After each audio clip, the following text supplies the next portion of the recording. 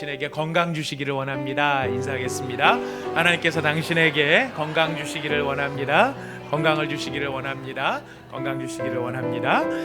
우리에게 영육 간에 참된 건강을 주실 하나님께서 오늘 우리에게 주시는 약속의 말씀, 은혜 받을 말씀 같이 봉독하겠습니다. 구약 성경 다니엘서 6장 1절에서 10절까지의 말씀이 되겠습니다. 다니엘서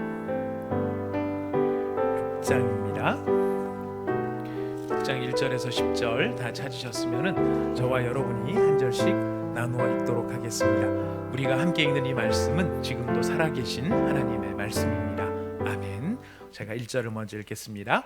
다리오가 자기의 뜻대로 고관 120명을 세워 전국을 통치하게 하고 또 그들 위에 총리 셋을 두었으니 다니엘이 그 중에 하나이라. 이는 고관들로 총리에게 자기의 직무를 보고하게 하여 왕에게 손해가 없게 하려 함이었더라.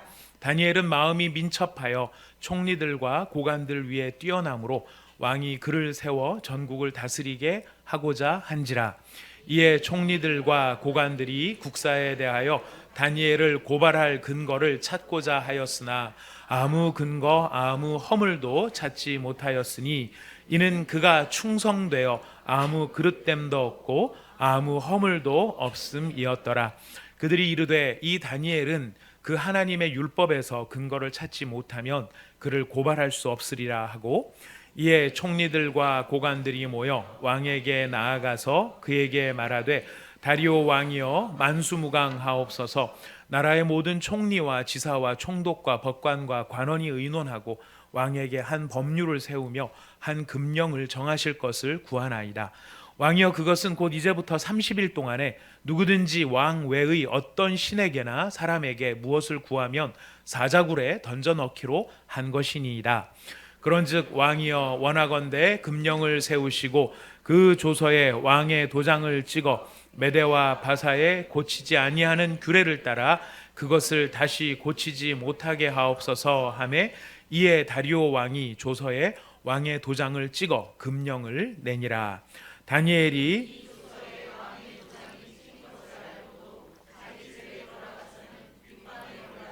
예루살렘으로 향한 창문을 열고 전에 하던 대로 하루 3번씩 무릎을 꿇고 기도하며 그의 하나님께 감사하였더라. 아멘.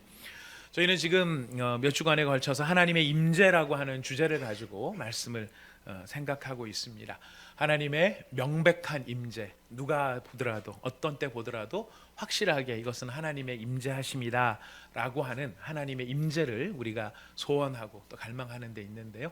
그런 명백한 하나님의 임재, 그 임재와 더불어 중요한 것은 우리가 알지 못하는 중에, 흔히 말하는 부지 중에 깨닫지 못하는 그 순간에 이미 임재해 계신 그 하나님을 우리가 깨닫고 인정하는 것, 바로 그것이 하나님의 명백한 임재를 체험할 수 있는 길이다라고 하는 것을 저희가 몇 주간에 걸쳐서 계속 살펴보고 있습니다. 이제 그런 주제 가운데 우리가 잘 알고 있는 이 다니엘에 대한 이야기도 우리가 다시 한번 더 살펴보기를 원합니다. 다니엘, 어떤 분은 다니엘이 학습법 개발자로 알고 계신 분들도 계십니다. 학부 형님들만 아시는, 주일학교 학부 형님들만 아시는 주제인 것 같습니다. 다니엘은 지혜 있고 유력한 유대 귀족이었습니다. 주전 605년, BC 605년에 바벨론 왕 느부갓네살에게 사로잡힌 많은 청년 포로들 중에 한 명이었습니다. 그는 흠이 없고 아름답고 다양한 분야의 학문에 능숙한 사람이었다고 성경은 이야기합니다. 바벨론 왕궁에서 섬길 만한 사람을 뽑으라는 바벨론 왕 느부갓네살의 명령에 따라서 환관장, 그러니까 그걸 관리하는 그 책임 장관인 아스부나스에 의해서 지금 유대 민족 가운데 4명의 사람이 뽑히게 됩니다. 우리가 잘 아는 하나냐, 미사엘, 아사랴와 함께 다니엘이 함께 뽑히게 됩니다. 바벨론 황제는 다니엘을 벨드사살이라고 이름을 바꿔줍니다. 벨드사살은 그의 생명을 보호하라라는 의미를 가지고 있습니다. 바벨론식 이름이죠. 우리로 말하면은 저는 일본 이름이 따로 없고 알아놓을 걸 그랬네요. 네. 일본에 가면 기무 은수 센세 이렇게 불러주던데요. 한국식으로는 김은수지만은 영어식으로 하면 예를 들어서 뭐 피터다 이렇게 이름을 바꿔주는 것처럼 지금 다니엘이라고 하는 이름을 벨드사살이라고 하는 이름으로 바꾸어 줍니다. 하는 것을 권세를 나타내는 것이죠. 그리고 왕은 다니엘과 세 친구들에게 이 왕궁에서 주는 아주 진미를 마음껏 먹고 마실 수 있도록 해줍니다. 하지만 하나님의 율법과 이 인간의 왕의 통치도 굉장히 막강하지만 지금 다니엘은 눈에 보이는 인간 왕의 통치가 아니라 인간 왕 그 뒤에서 역사하고 계시는 더 크신 왕이신 하나님을 생각하고 있었고 그 하나님의 법에 따르기를 원하는 것이 이 다니엘의 마음이었습니다. 그래서 그들은 그 궁중의 음식 거기에 나오는 전부 다 육식들은 대부분 다 우상에게 숭배하고 돌아오는 제물들이기 때문에 그들은 하나님을 경외하는 마음으로 육식을 하지 않고 채식을 하게 되죠. 바로 이 3년간의 이런 준비 기간이 끝난 다음에 다니엘이 바벨론 왕에 섰을 때에 다른 모든 사람들보다 성경에 보니까 10배가 뛰어났다. 아주 탁월했다는 이야기입니다. 그래서 그때 발탁이 된 다니엘은 나중에 고레스라고 하는 왕 원년까지 쭉 이 나라에서 이 바벨론 궁전에서 섬길 수 있었습니다. 그가 얼마나 탁월했는지는 우리가 느부갓네살 왕의 꿈 해몽의 사건을 가지고 기억을 합니다. 이 느부갓네살이 약간 포악한 데가 있었던 것 같아요. 왕이라면 다 할 수 있다. 나는 신이다. 이렇게 생각한 것 같은데 그가 이 나라를 다스리는 섬기는 자기의 참모들 똑똑하다는 사람들을 다 불러서 이야기를 합니다. 내가 꿈을 꿨는데 그 꿈을 해석을 해라. 그러니까 사람들이 이야기하죠. 그럼 꿈을 말씀하옵소서. 그 니들이 알아내라. 니들이 알아내고 니들이 해석해라. 그러니까 이 박수와 술객과 점장이들 참모들이 이야기합니다. 왕이여, 이때까지 그런 왕은 아무리 왕이라 그래도 그런 왕은 없었습니다. 꿈을 말씀하셔야 그래야 제가 그 꿈을 알고 그걸 해석해 드리지요. 이 느부갓네살이 아주 포악한 것 같으면서도 핵심을 찌릅니다. 그건 뭐냐면은 니들이 참으로 신을 섬기는 사람들이라고 한다면 그 신이 진짜 살아있다면 그 꿈을 너희들한테 알게 해줘야 그 진짜 신 아니냐? 내가 일일이 말해주고 해석해주고 하는 것 나도 하겠다라는 뉘앙스로 이야기를 하게 됩니다.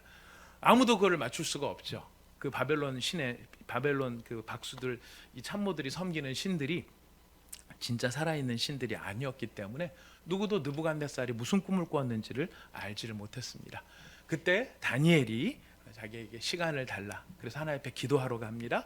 기도 가운데 하나님이 느부갓네살이 무슨 꿈을 꾸었는지 그 꿈이 무슨 뜻인지를 알려주게 됩니다. 느부갓네살 앞에 그걸 다 설명을 했을 때 느부갓네살이 바로 다니엘의 하나님이 진짜 살아계시는 참 하나님이다 라고 하는 것을 선포하게 되죠. 그리고 다니엘은 이제 총리의 자리에 이르게 됩니다. 이렇게 느부갓네살 왕과 함께 가던 다니엘은 나중에 느부갓네살 왕이 죽고 난 다음에 총리직을 내려놓고 정계에서 은퇴를 합니다. 그리고 그의 아들 느부갓네살 아들 벨사살 왕이 이제 아버지가 섬겼던 신하들을 다 물리치고 자기 나름대로 새로운 진영을 꾸렸는데 이 벨사살 왕이 이 술잔치를 배설하고 이렇게 술을 너무 많이 마신 것 같아요. 그래서 술 기운도 있고 자기 위세도 드러내려고 예루살렘 성전에서 가지고 왔던 모든 기명들 그릇들을 다 꺼내라고 합니다. 그래서 그 그릇들에다가 술을 따르면서 이게 우리가 예루살렘에 갔을 때 가져온 전리품이야. 우리 신을 이길 수 있는 신은 없지. 우리가 이 신의 그릇을 다 찬탈해 왔어 라고 하는데 한참 술 자리에 우리가 잘 아는 것처럼 벽에 손이 나타납니다. 손이 나타나서 벽에다가 글씨를 씁니다. 아무도 그 글씨가 무슨 글자인지 또 무슨 뜻인지를 알지 못하는데 그때 정교에 은퇴했던 다니엘을 급히 찾아서 드립니다. 다니엘이 해석을 해줍니다. 메네메네 데겔 우바르신이라고 하는 말로 지금 왕이 하나님 앞에 너무나 경망되이 행하는 그것 때문에 하나님께서 당신의 나라를 빼앗아서 메대 사람에게 줄 것이다 라고 이야기를 합니다. 벨사살은 그 글을 해석하는 사람에게 총리직을 다시 주겠다고 했고 상도 내리겠다고 해서 다 줍니다. 그 상을 수여한 바로 그날 밤에 이 벨사살은 죽임을 당합니다. 그리고 메대 사람 다리오라고 하는 사람이 다시 이 나라를 차지하고 이 방백 120명 도지사 120명을 임명을 해가지고 통치를 시작합니다. 그 120명 통치자 위에 세 명의 총리를 세우는데 그 세 명의 총리 가운데서도 최고 총리를 다니엘로 임명을 하죠. 다니엘이 이때 나이가 80세에서 85세 사이로 성경학자들이 이야기합니다. 이제 돌아가실 때가 더 가까운 날이실 것 같은데 다니엘은 정정하게 국사를 다 진행을 합니다. 이 다니엘이 워낙 탁월하고 또 다리오 왕도 다니엘을 굉장히 아끼니까 아낄 수밖에 없죠. 같은 종씨니까요. 다니엘과 다리오 왕이 아무도 생각을 못했던 다시성이 있었습니다. 자, 이 서로 종씨 이분들이 서로 친하다가 보니까 이 다리오 왕이 다니엘을 아끼는 걸 보고 시샘을 합니다. 저거 어떻게 다니엘을 저 좀 끄집어 내려야 되겠는데, 근데 아무리 옆에 사람들이 봐도 다니엘은 흠잡을 데가 없는 거예요. 너무너무 충성되고 완벽하게. 그러니까 누굴 보면서 이렇게 완벽하게 했을까요? 그렇죠. 느부갓네살을 보면서, 아니면 벨사살을 보면서, 아니면 다리오를 보면서 그가 사람의 왕들을 향해 충성한 것이 아니라 눈에 보이지 아니하지만 어느 곳이든 계시는 하나님을 향하여 그는 최선의 헌신과 충성을 다하였다는 것입니다. 그러니 하나님 앞에 온전함으로 드리는 다니엘의 거룩한 삶이 사람들 앞에 흠 잡으려고 해도 흠 잡을 데가 없어 보였습니다. 그래서 마지막으로 궁리해 놓은 방법이 뭐냐면은 다니엘의 철저한 신앙, 그 신앙을 이용해야 되겠다. 그래서 이 새롭게 권력을 잡은 다리오가 영향력을 잘 미쳐갈 수 있도록 사람들이 우상화 작업을 이렇게 제안을 하는 겁니다. 지금 다리오 당신한테만 기도하게 하고 다른 모든 신이나 사람한테는 아무것도 구하지 못하는 법령을 제정을 하십시오. 그래서 사람들이 다 당신 앞에만 나오도록 만드십시오. 이거 정치적 상황으로 보면은 굉장히 솔깃할 만한 제안이에요. 자기가 신이라도 됐다. 사실 이런 차원보다도 모두가 나를 인정할 수 있도록 만드는 바로 그런 정치적인 술수로 제안을 하게 됩니다. 다리오가 도장을 딱 찍죠. 그래, 참 좋은 방법인 것 같다. 도장을 찍었는데 사실 그거는 다리오를 위해 주려고 하는 게 아니라 목적은 다른 데 있었죠. 다니엘을 태클을 걸려고 했던 것입니다.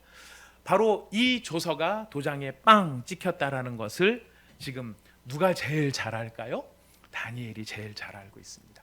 그래서 우리가 읽은 본문의 10절 말씀에 보니까 다니엘이 이 조서에 왕의 도장이 찍힌 것을 알았어요. 알았는데 알고도 어떻게 했다고 되어 있습니까? 우리 10절 말씀 같이 읽어보겠습니다. 시작. 다니엘이 이 조서에 왕의 도장이 찍힌 것을 알고도 자기 집에 돌아가서는 윗방에 올라가 예루살렘으로 향한 청문을 열고 전에 하던 대로 하루 3번씩 무릎을 꿇고 기도하며 그의 하나님께 감사하였더라. 다니엘이 조서가 딱 찍혔다는 걸 알았지만 결론적으로 다니엘은 어떻게 합니까? 중요한 것은 전에 하던 대로에 안 하던 일을 갑자기 한 게 아니고 하던 일을 멈춘 게 아니었습니다. 그 조서가 분명히 자기를 겨냥하고 있다는 것을 뻔히 알고 있지만 알고 있음에도 불구하고 어떻게 하던 대로? 전에 하던 대로 어떻게 합니까? 기도하죠. 전에 하던 대로 기도합니다. 아까 읽으신 대로 자기 집으로 돌아가서 기도합니다. 제가 이 자기 집에서 기도했다는 이야기를 들으면서 이게 읽으면서 참 은혜가 되는 게 뭐냐면 세상에서 가장 좋은 기도의 처소가 어딜까요? 자기 집? 네, 자기 집. 딩동댕. 네, 자기 집. 우리가 어디 딴 데 가서 많이 기도들을 하려고 합니다만은 여러분 다니엘의 기도가 우리에게 모범이 된다라고 한다 그러면은요. 다니엘은 기도할 때가 있었을 때 어디로 가냐면 자기 집으로 가는 거예요. 자기 집에서. 그 이야기는 뭐냐면은 다니엘이 기도가 어떤 특별할 때만 하는 기도가 아니라 일상적인 기도였고 일상의 자리에서 은혜를 받았던 사람이라는 것을 알려줍니다. 일상의 자리에서 은혜 받지 못하고 묵혀놓고 있다가 왕창 한번 가서 제대로 때를 빼기 위해서 우리가 기도원에 가서 3박 4일 기도도 하죠. 안 하는 것보다는 훨씬 낫습니다만은 기억해야 될 게 있습니다. 기도는 언제 하는 거라고요? 평소에. 어떤 자리에서 하는 거라고요? 일상의 삶의 자리에서. 일상의 삶의 자리에서 집에서 은혜 못 받으면은요 우리가 다른 데서 은혜를 사실 받을 수 있긴 있겠지만 더 중요한 건 집에서 은혜를 받아야 된다는 것입니다. 바로 다니엘은 늘상 일상적으로 자기의 집에서 기도하는 사람이었고 그 삶의 자리에서 은혜를 체험하던 사람이었습니다. 자, 그런데 그가 집으로 돌아가서 어디로 올라갑니까? 윗방으로 올라갔대요. 집에서 제일 높은 곳으로. 왜 집에서 제일 높은 곳으로 올라갔을까요? 그의 심정이죠. 누구에게 가까이? 하나님께 가까이. 기도를 드리시는 분께 최대한 가까이 가는 그런 심정이 여기에 녹아 있습니다. 그리고 어디를 향한 창문을 엽니까? 예루살렘으로 향한 창문. 다니엘의 기도의 사명이에요. 그가 가지고 있는 기도의 가장 중요한 내용이에요. 이스라엘의 회복. 약속의 말씀을 따라 예루살렘이 회복될 것을 꿈꾸며 하나님이 일하실 것을 바라보는 그 심정이 예루살렘을 향한 창문을 열고 기도하는 거였습니다. 그의 기도의 자세는 무엇입니까? 하루에 3번씩 무엇을 꿇고? 무릎을 꿇고. 주권자 앞에 서 있는 다니엘이죠. 절대 왕권을 가진 왕 앞에서 어떻게 처신을 해야 되는지 제일 잘 아는 사람이 누굴까요? 다니엘이에요. 회장님 앞에서, 그냥 회장님 말고 요새는 다 회장님 또 사장님 다 부르는데, 정말 이렇게 큰 그룹의 총수가 되는 회장님 앞에 우리 직원들이 나갈 때 직원들이 회장님 굿모닝, 좋은 아침, 출근하셨네요.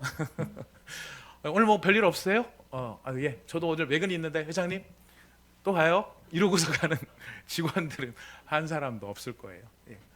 정말 뭐 권세 있는 왕, 뭐 대통령 이런 게 아니라 뭐 이런 아주 어떤 그룹의 회장님만 된다 하더라도 직원들이 그 앞에서 어떻게 처신하는지 우리 보지 않습니까? 자, 그런데 그런 인간의 왕, 인간의 권세자보다 훨씬 높으신 분 앞에 지금 다니엘이 나가는 거예요. 다니엘이 왕한테도 이렇게 하는데 하나님한테는 어떻게 해야 되는가를 누구보다 잘 알고 있는 거예요. 근데 우리는 거꾸로 갈 때가 참 많죠. 사람 앞에는 쩔쩔매는데 하나님을 향하여서는 굉장히 쉽게 생각하고 편하게 우리가 대하는 경우가 많습니다. 하나님께서 우리를 사랑하시기 때문에 우리를 친구처럼 여겨주시는 면도 있지만, 우리가 하나님을 향해 어떤 마음의 이 자세와 중심이 필요한가를 우린 다니엘의 기도를 통해 우리가 좀 살펴봐야 합니다. 그러나 오늘 여기 더 중요한 주제는 다니엘이 전에 하던 대로 기도를 했다라는 게 있지만은요, 두 번째 또 있어요. 또 있어요. 다니엘이 그 전부터 해왔던 게 있어요. 뭔지 아세요? 다 읽으셨어요. 제일 끝에 있어요. 그의 하나님께 감사하니라. 감사하니라. 우리가 기억할 때 다니엘은 늘 기도하는 사람으로 알고 있어요. 맞아요. 다니엘은 기도하는 사람이었어요. 근데 여러분, 기도 가운데 담아야 할 내용이 무엇이었을까요? 그것이 감사였다라는 거예요. 다니엘의 감사는 갑작스러운 감사가 아니고 언제 하던 대로? 전에 하던 대로. 형식은 기도이지만 그 안에 담아내야 되는 것은 감사예요. 우리가 기도해야 된다는 것의 중요성도 많이 이야기를 하고 기도해야 됩니다. 정말 기도가 필요합니다. 그런데 여러분, 기도라는 형식, 그 외형을 갖추는 그 안에, 그 그릇 안에 무엇을 담아내느냐는 사실 훨씬 더 중요한 의미가 거기에 담겨 있는 것이. 다니엘은 하루 3번씩 윗방에 올라가 창문을 열고 그가 무릎을 꿇고 기도했을 때 무엇을 기도했을까요? 하나님을 향한 감사였다라는 것이. 우리는 기도하는 시간이나 방법에 대해서는 많이 고민을 합니다. 새벽에 할까요? 한낮에 할까요? 한밤에 할까요? 방법도 많이 고민합니다. 금식을 할까요? 철야를 할까요? 여러분, 다 굉장히 중요합니다. 굉장히 중요합니다. 여러분, 만두의 종류를 결정하는 게 뭔지 아십니까? 오, 너무 잘하시네요. 올해 우리 신년 부정을 세서 만두를 많이 보셔서 아시죠? 똑같은 만두피를 사용하지만 만두 종류를 결정하는 것은 그 안에 뭐가 담기느냐 하는 거예요. 고기 만두냐, 김치 만두냐. 제가 지난주 금요일에 처음으로 먹어봤어요. 곱창 만두라는 게 있더라고요. 뭘 집어넣느냐. 겉 모양은 다 똑같아 보이지만 무엇에 따라 결정이 돼요? 그 안에 담기는 내용에 따라 맛이 결정되고 종류가 결정이 돼요. 똑같은 기도를 드린다고 하지만 중요한 건 그 안에 어떤 내용을 담아 기도할 것이냐, 무엇을 담아 기도할 것이냐라는. 하나님께서 받으시기에 가장 좋은 기도, 뭐 우리식으로 말하면 하나님이 받으실 때 가장 맛있는 만두가 무엇일까요? 김치만두. 하나님이 제일 좋아하시는, 우리 공노아 집사님 제일 좋아하시는 게 김치만두 같습니다. 우리가 하나님 앞에 드리는 기도 가운데 가장 아름다운 기도는 바로 하나님을 향한 감사가 담겨 있는 기도라는 것입니다. 여러분, 감사의 뜻이 무엇입니까? 감사하다. 하나님은 좀 편식하시는 것 같죠? 사과도 있고 배도 있는데 늘 감만 사달라고 얘기하시는 주일학교 때 했던 이야기입니다. 귀에 쏙쏙 들어오지 않으십니까? 감사의 뜻이 무엇입니까? 감사. 우리가 뭐 감사를 잘 알고 있습니다. 잘 알고 있고 잘 하시고 계시는데 뜻을 좀 생각해 보면 더 잘 감사할 수 있을 것 같습니다. 감사의 가장 기본적인 뜻은 찬양하다라는 말이에요. 찬양하다. 하나님 감사합니다라고 하는 것은 찬양합니다 이런 뜻이에요. 그리고 은혜를 알다라는 거예요. 감사하다라는 말은 그 은혜를 제가 압니다. 하나님께서 제게 베풀어 주신 그 은혜를 제가 알고 있습니다 라고 하는 게 감사예요. 그리고 또 이 어원을 따라서 쭉 해석을 해보면 자랑하다라는 것도 있어요. 하나님 이렇게 해주셨어, 하나님 이렇게 해주셨어, 이걸 자랑하는 것이고요, 이것을 고백하다라는 말도 있어요. 이 대표적인 말이 여러분 다니엘서 피고 계시니까 4장 34절을 한번 가보겠습니다. 다니엘서 4장 34절. 여기 누구의 감사가 나오는가 보십시다. 4장 34절 읽습니다. 시작. 그 기한이 참에 나 느부갓네살이 하늘을 우러러 보았더니 내 총명이 다시 내게로 돌아온지라. 이에 내가 지극히 높으신 이에게 감사하며 영생하시는 이를 찬양하고 경배하였나니 그 권세는 영원한 권세요 그 나라는 대대에 이르리로다. 느부갓네살이 감사를 하고 있어요. 내가 지극히 높으신 하나님께 감사하는데 이 감사가 따로 있고 찬양이 따로 있고 경배가 따로 있는 게 아니고, 감사라는 말이 무슨 뜻이냐면 찬양과 경배라는 말이에요. 그렇기 때문에 찬양한다는 것은 하나님께 감사한다는 뜻이고요, 감사를 공개적으로 표현하는 것이 바로 찬양이라는 뜻에 담겨 있는 거예요. 감사를 어떻게 하는 거라고요? 공개적으로 고백하는 거. 그게 뭐라고요? 찬양이라는 거예요. 찬양. 하나님을 향한 감사를 공개적으로 내가 표현하는 게 찬양이에요. 우리는 찬양 그러면 흔히 뭐를 제일 먼저 생각하냐면 노래를 제일 먼저 생각해요. 노래하는 것이 찬양이다 생각을 하는데, 이 노래라는 것도 형식이에요. 기도와 똑같아요. 기도라고 하는 형식을 통해 뭘 담아내고 노래라는 형식을 통해 뭐를 담아내는데, 그 안에 뭐를 담아내야 될 것인가? 핵심이 뭡니까? 감사라는 것입니다. 이렇게 찬양이 중요하니까 예배 드릴 때 우리 회중들 다 찬양하죠. 또 찬양대를 세워서 하나님 앞에 감사를 표현합니다. 찬양대가 찬양을 할 때 찬양대원들이 제일 신경 써야 될 게 뭘까요? 미소. 그렇죠. 얼굴 분위기 되게 중요합니다. 미소. 또 뭐가 중요할까요? 삑삑살이 안 나기, 이탈 이런 거 조심해야 됩니다. 우리가 이 노래를 잘하는 것에 대해서 집중을 해야 되는 게 필요한데, 사실 그 이상으로 우리 찬양 대원들이 신경을 써야 되는 게 뭐냐면 절대적인 권세를 가지신 하나님을 의식하는 일이에요.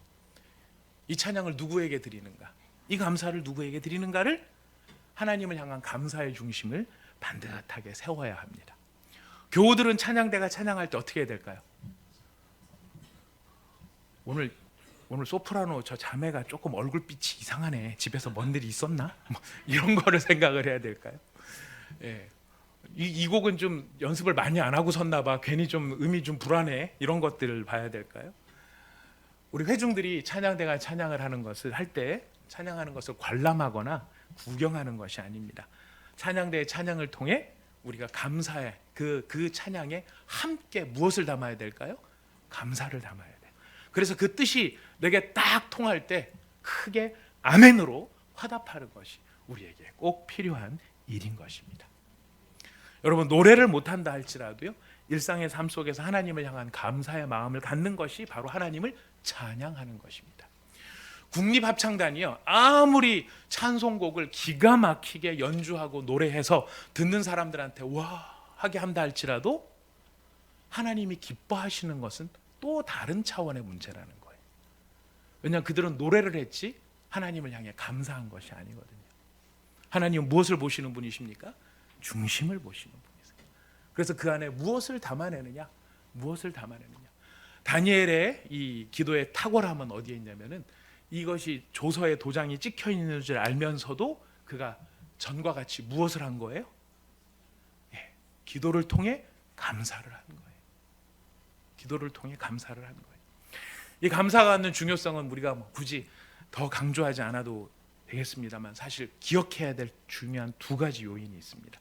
이 감사가 굉장히 중요한 건 뭐냐면 구원받은 성도가 어느 정도로 성숙해 있는가라고 하는 것을 나타내는 바로메타가 뭐냐면 바로 감사예요. 여러분, 우리는 중생과 회심을 통해서 영적인 아기로 태어납니다.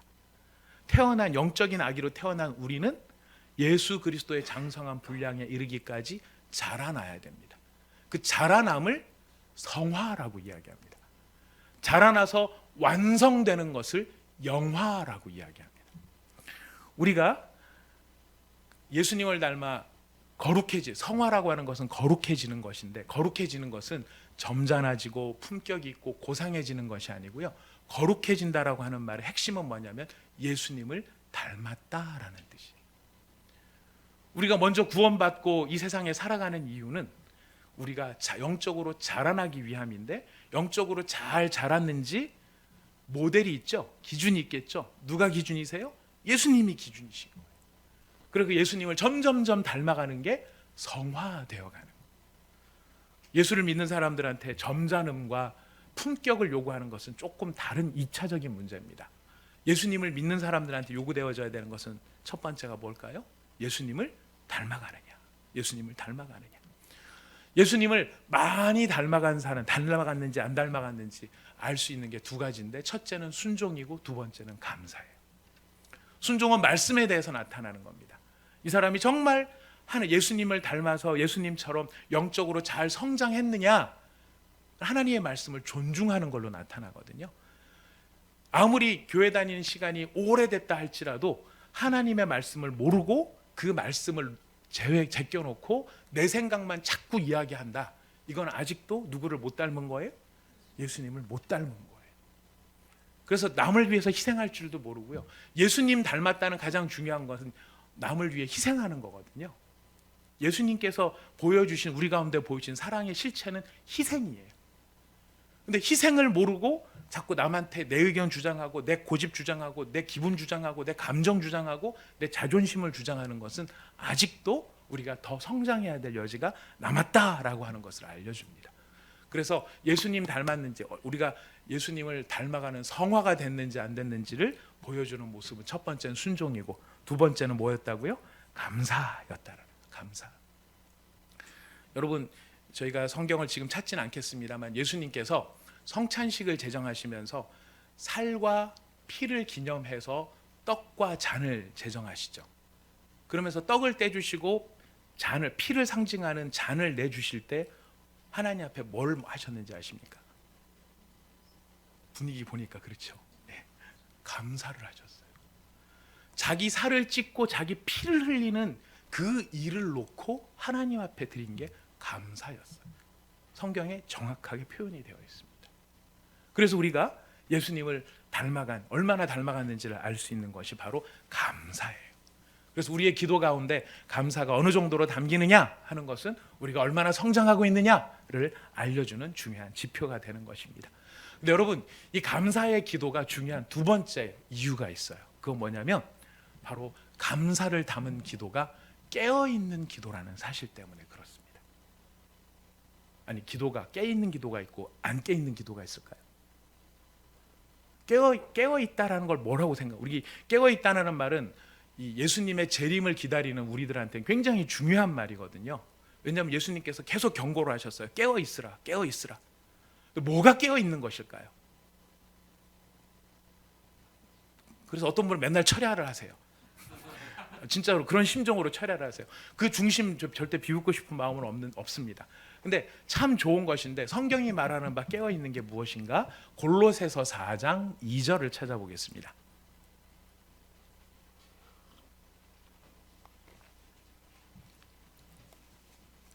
골로새서 4장 2절 말씀. 골로새서 4장 2절 말씀. 신약 성경입니다. 네. 성경 찾기가 어려우신 분들은 수요일 날 성경 파노라마에 나오시면 많은 도움을 받으실 수 있습니다. 골로새서 4장, 골로새장, 네, 신약 성경 328면쯤에 있습니다. 우리 같이 2절 말씀만 읽어보겠습니다. 시작. 기도를 계속하고 기도에 감사함으로 깨어 있으라. 기도를 계속 해야 되는데 깨어 있는 기도를 하는 내용. 깨어 있는 기도에 어떤 게 깨어 있는 기도라고요? 감사가 담겨 있는 기도가 깨어 있는 기도라는 거예요. 감사가 담겨 있는 기도. 우리는 기도를 안 해서 문제인데요. 기도를 한다 하더라도 기억해야 될 게 있어요. 그 기도가 깨어 있는 기도. 하나님 앞에서 하나님이 받으실 만한 기도. 하나님께서 인정하실 만한 기도. 그런 기도가 되려면 그 안에 무엇이 들어 있어야 된다고요? 감사가. 왜 이런 비교가 나타나느냐면요. 디모데후서 찾아가 보겠습니다. 디모데후서 3장입니다. 디모데후서 3장. 디모데후서 3장 1절 말씀부터 5절 말씀까지. 디모데후서 3장 1절부터 5절 같이 읽겠습니다. 시작.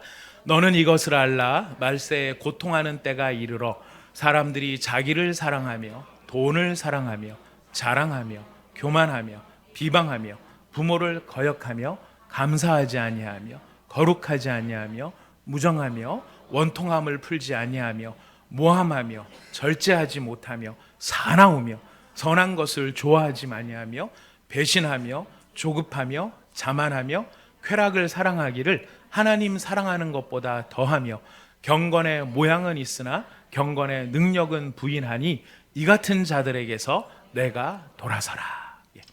말세에 고통하는 때가 이른다고 합니다. 그런데 말세에 고통하는 때 마지막 증상이 경건의 모양은 있으나 경건의 능력은 부인한다라는 말을 보니 이건 지금 성도들의 모습이에요. 그러니까 신자들의 모습이에요. 비신자들의 모습이에요. 신자들의 모습이에요. 불신자들이 이렇게 한다는 게 아니고요. 신자들이 이렇게 한다는 거예요. 예수를 믿는 믿음이 있다라고 말을 하는데 그가 보여주는 건 모양은 있지만 뭐는 없는 거예요? 능력은 부인하는 거예요. 이런 능력이 부인되어지는 모습의 구체적인 내용이 위에 다 나와 있는 겁니다. 성도라고 하면서 자기를 사랑하고, 성도라고 하면서 돈을 사랑하고, 성도라고 하면서 자랑하고, 성도라고 하면서 교만하고, 성도라고 하면서 비방하고, 성도라고 하면서 부모를 개혁하고, 성도라고 하면서 뭐가 없어요? 감사하지 아니하다. 감사하지 아니하다. 이것이 말세를 당한 자의 실체의 모습이라는 거예요. 누구를 닮지 못했기 때문입니까? 예수를 닮지 못했다는 거예요. 그래서 우리가 우리의 기도 가운데 감사의 뜻이 담긴다는 것은 우리가 세상에 취하지 않았습니다. 우리가 세상을 따르지 않습니다. 우리가 세상을 닮아가지 않습니다. 나는 예수를 닮았습니다. 이 확증이 무엇이냐면 우리의 기도 가운데 뭐가 담기는 것입니까? 감사가 담기는 것입니다. 이 감사가 담긴 기도가 어떤 결과를 가져오느냐. 여러분, 다니엘이 전에 하던 것 같이 감사를 담아 기도했어요. 당장에 그 문제, 다니엘이 막 그렇게 기도를 했더니 문제가 사라져 버렸습니까? 아니요, 여전히 문제는 그대로 있었어요. 문제가 뭐였냐면 사자굴에 들어가야 된다는 거예요. 사자굴에 들어가는 것이 감사로 기도한다고 해서 사자굴에 들어가지 않게 된 것이 아니었어요. 여전히 다니엘은 사자굴에 들어갈 수밖에 없었어요. 그런데 감사를 담은 기도가 어떤 결과를 가져왔느냐? 사자굴에 안 들어가는 결과를 가져온 게 아니라 사자굴에 들어갔지만 그 사자굴 안에서 나타난 현상이 더욱 놀라운 결과들을 만들어냅니다. 어떤 현상을 만들어냈을까요? 여러분, 다니엘서 6장 마지막으로 찾아갑니다. 다니엘서 6장. 다니엘서 6장이에요. 다니엘서 6장 19절 말씀부터 보도록 하겠습니다. 19절 말씀부터 22절까지 함께 읽겠습니다. 시작. 이튿날에 왕이 새벽에 일어나 급히 사자굴로 가서 다니엘이 든 굴에 가까이 이르러서 슬피 소리질러 다니엘에게 묻되, 살아계시는 하나님의 종 다니엘아, 내가 항상 섬기는 내 하나님이 사자들에게서 능히 너를 구원하셨느냐 하니라. 다니엘이 왕에게 아뢰되, 왕이여 원하건대 왕은 만수무강하옵소서. 나의 하나님이 이미 그의 천사를 보내어 사자들의 입을 봉하셨으므로 사자들이 나를 상해하지 못하였사오니 이는 나의 무죄함이 그 앞에 명백함이오며 또 왕이여 나는 왕에게도 해를 끼치지 아니하였나이다 하니라. 예. 여기 보면은요 너무 재밌는 게 느부갓네살 왕이 다니엘을 지금 뭐라고 말을 하냐면은 살아계시는 하나님의 종 다니엘이라고 불러요. 근데 이야기는 지금 이 다니엘의 사자굴 속에서의 체험이 이 왕한테 무엇을 더 고백하게 하느냐면 지금 선포하기로는 살아계신 하나님의 종 다니엘아 그렇게 말했는데 다니엘이 콕 죽어버렸다. 그럼 하나님은 살아계신 하나님일까요? 아닐까요? 아니에요.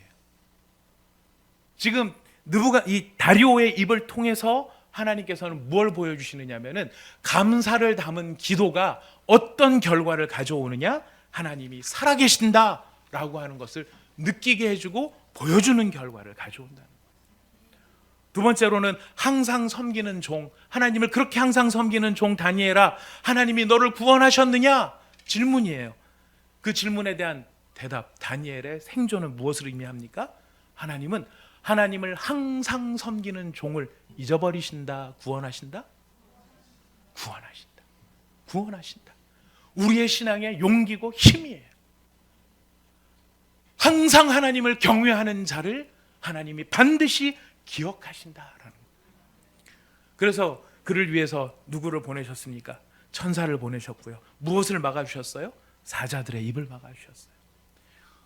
우리가 사자굴에 맨날 들어가는 것은 아니지만 사자굴에 들어가는 것 같은 상황을 살면서 만날 때가 많아요. 확 물려서 찢겨 죽을 것 같은 상황들에 들어갈 때가 있어요. 누군가의 모함, 누군가의 억울한 소리, 어떤 오해받는 상황, 우리의 일들이 꼬이고 이런 상황들이 벌어질 수 있어요. 그런데 그것으로부터 우리를 건져내시는 분이 누구이실까요? 하나님이세요. 우는 사자와 같이 달려드는 그 문제의 입을 막아버리시는 것이 누구이십니까? 하나님이시라. 네, 여러분 결정적인 더 아름다운 말이 있어요. 여기서 다니엘이 아주 힘을 주어서 선포하는 거예요. 하나님께서 무엇을 나타내셨다는 것입니까? 내가 죄가 없다는 것을 하나님이 입증하셨다라는.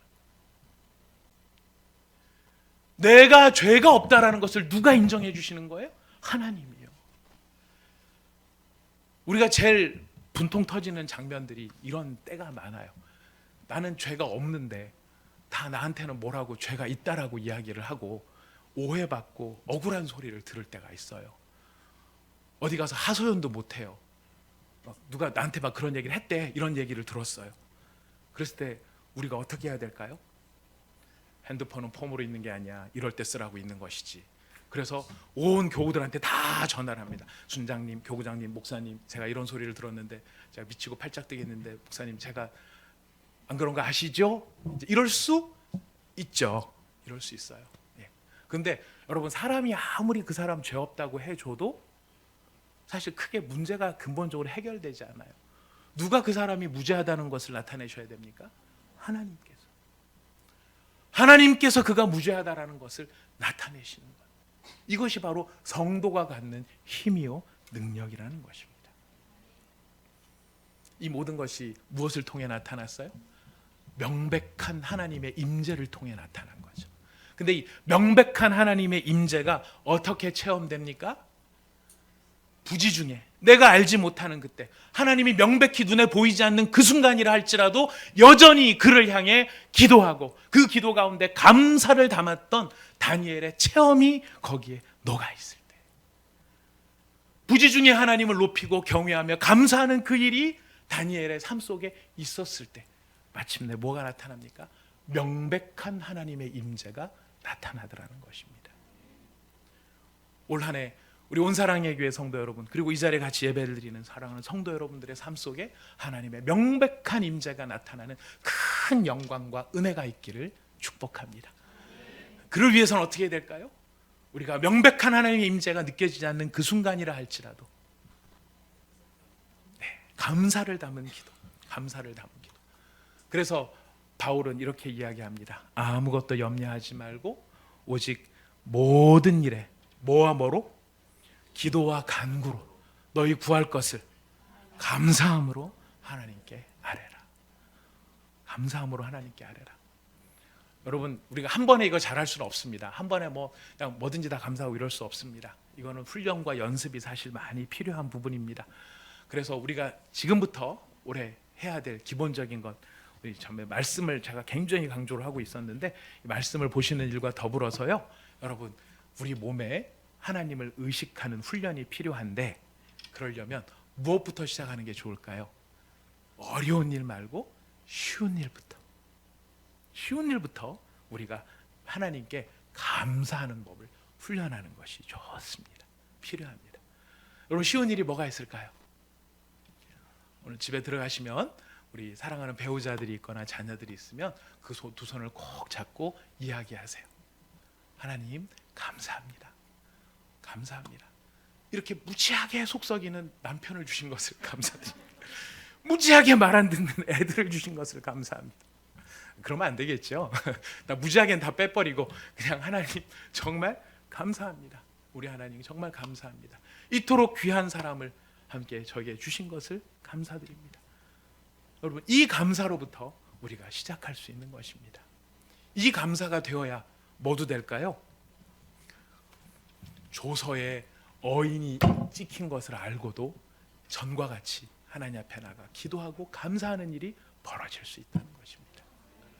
이 아름다운 일을 통해 우리 온사랑의 교회 하나님의 명백한 임재가 나타나는 영광스러운 교회가 되기를 축복합니다. 우리 같이 기도하도록 하겠습니다.